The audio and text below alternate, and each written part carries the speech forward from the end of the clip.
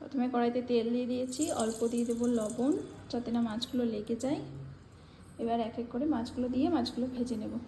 একটা একটা করে মাছ দিয়ে দিয়েছি, এবার মাছগুলোকে একটু লাল লাল করে ভেজে নেব।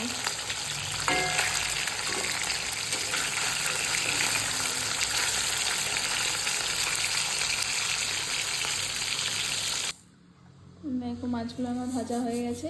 তারপর অল্প আমি কালো জিরের ফোড়ন দেব।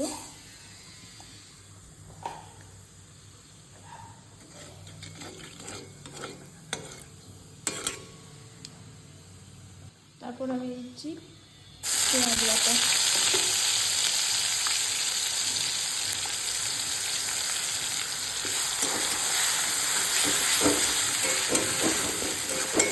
পেঁয়াজটাকে একটু লাল লাল করে ভেজে নেব।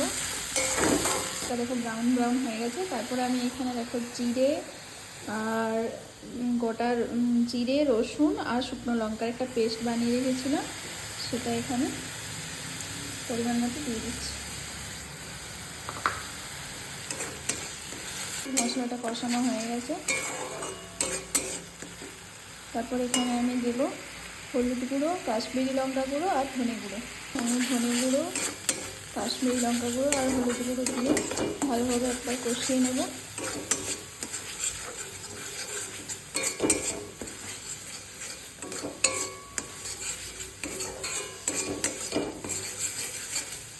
মশলাটা কষানো হয়ে গেছে। এবার আমি এখানে অ্যাড করছি টমেটো বাটা।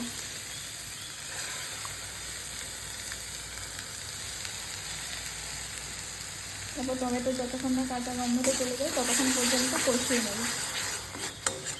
মশলাটা কষানো হয়ে গেছে। এবার আলুগুলো দিয়ে দেবো। আলুগুলো দিয়ে আমি একটু কষিয়ে নেব।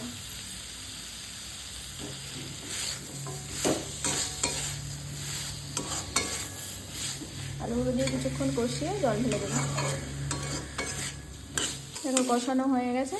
এবার অল্প করে জল ঢেলে দেবো।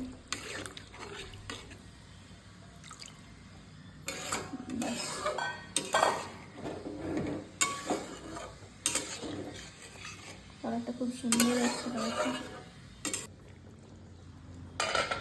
দেখো জলটা ফুটে গেছে আর আলুগুলো সেদ্ধ হয়ে গেছে প্রায়। এখন আমি মাছটা তুলে দেবো। মিনিট 5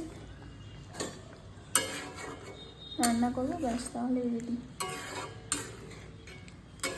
সো ফাইনালি আমাদের রেডি আলু দিয়ে কাতলা মাছের ঝোল। জাস্ট রঙটা একবার দেখো।